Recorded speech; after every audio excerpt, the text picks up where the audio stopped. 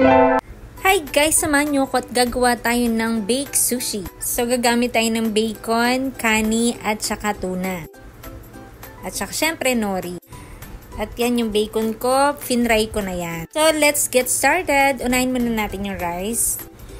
Then ayan, lagyan nyo lang ng konting salt. Bahala na kayo sa inyong timpla. And sesame oil.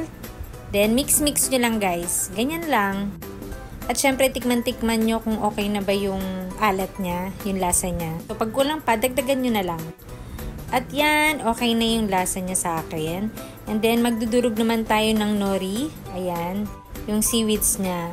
Lagyan natin ng konti. Then, halu-haluin lang.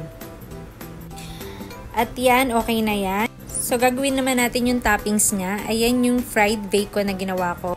At imitation na crab stick. At saka ang tuna natin. Century tuna ang para sa akin kasi masarap siya sa mga ganito. So, i-ano nyo lang yung sabaw niya. I-strain nyo lang.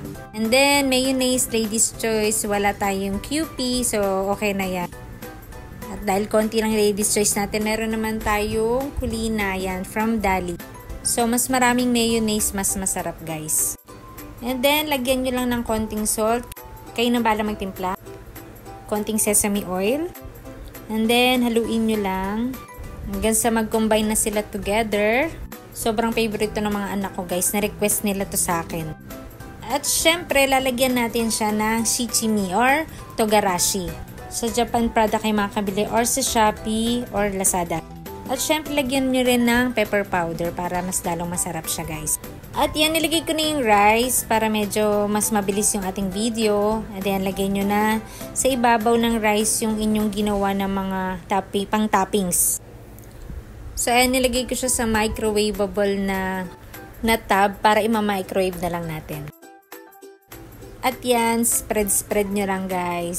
So, ang dami kong ginawa, diba? Kasi favorite talaga ng mga anak ko yan. At syempre, favorite ko rin yan.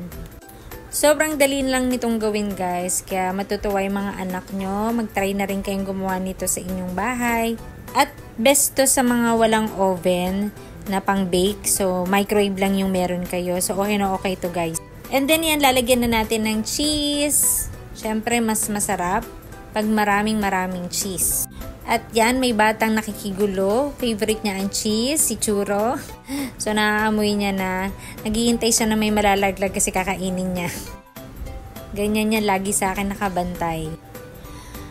At yan guys, ready na ang ating baked sushi. So, syempre, sa microwave natin ito ilalagay. At yan, lalagyan na natin sa microwave. So, iset lang natin ng 2 minutes. So, naset ko yan ng 4 minutes. So, hindi pala kasi baka masunog. So, 2 minutes lang. Okay na siya, guys. And yan, ready na siya. Yan, nagmelt na yung cheese. Sobrang init na yan, guys. Ayan, sobrang bango. Kung maaamoy nyo lang, ang sarap-sarap niya. So, taste test! So, yung bunso ko yung nagka-cameraman. So, okay muna yung magta-try. Pero siya ang kakain daw. Ayan guys, ang init pa niyan. So, yun lang guys. Thanks for watching. Bye!